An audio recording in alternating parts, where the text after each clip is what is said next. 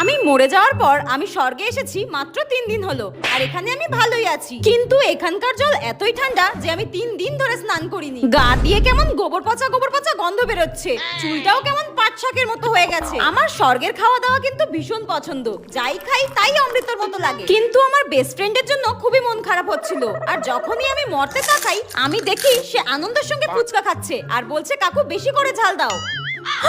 কি নির্লজ্জ মেয়ে রে বাবা, আমি মরেছি মাত্র 3 দিন হলো আর এর মধ্যেই আমার বেস্ট ফ্রেন্ড ফুচকা খেলছে। তুই দেখবি মরার পর শাকচুন্নি হয়ে নরকেই পচে মরবি। যাই হোক, সেদিন হঠাৎ স্বর্গে আমার সুমির সঙ্গে দেখা, আর আমি ওকে জিজ্ঞাসা করলাম কি রে, আমি তো স্বর্গে এসেছি, তুই নরকে যাচ্ছিস কেন?